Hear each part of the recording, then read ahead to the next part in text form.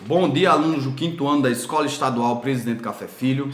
Aqui quem fala é o professor Emerson. A nossa aula de hoje é de matemática. Nós vamos estudar sobre quadriláteros. Então eu já convido vocês a abrirem aí na página 85. Nós vamos fazer a nossa atividade em caráter de observação para compreender as características que aproximam ou distanciam determinadas imagens. Para fazer essa explicação, necessito que você esteja com um livro. Então pegue o seu livro para fazer o acompanhamento daquilo que eu vou conversar com vocês. Na pergunta número 1, você precisa observar as figuras. O que elas se assemelham e o que elas se distanciam, né? Se distinguem. Você vai observar que existem 8 figuras.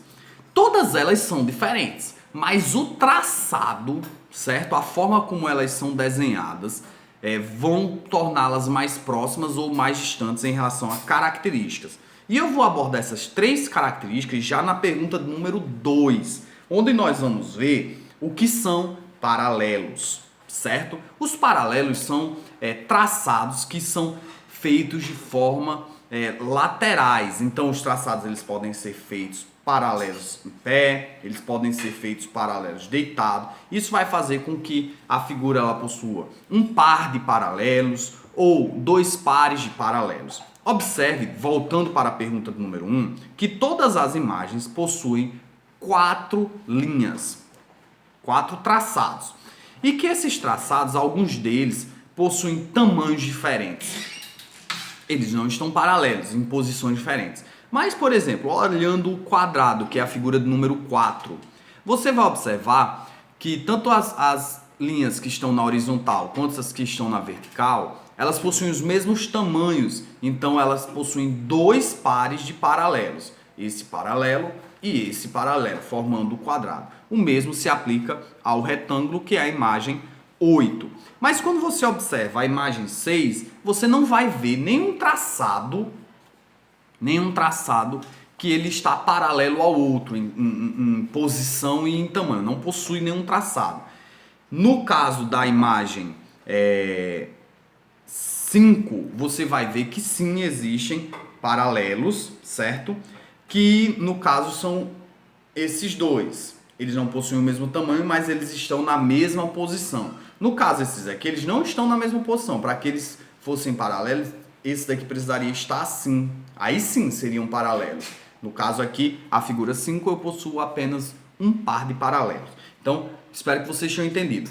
As imagens elas possuem 2 pares, no caso da 4 e da 5, ou elas podem possuir um par de paralelo, qual é o caso da imagem 5, ou pode não ter nenhum par de paralelo, que é o caso da imagem 6. Vocês vão analisar todas as figuras para poder responder.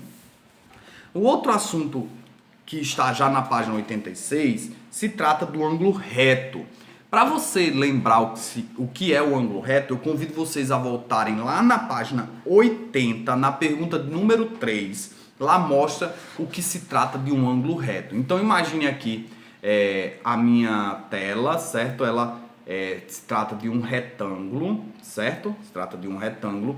E o ângulo reto é exatamente esse ângulo aqui, ó, das figuras que estão nessa posição e nessa posição, formando um grau de 90 graus. Se você observar lá na página 80, você vai ver exatamente isso na pergunta de número 3. Então, por que eu estou falando isso? Porque você vai precisar dessa informação para responder a questão de número 5. Observar os paralelos e dizer quais possuem ângulos retos, tá certo?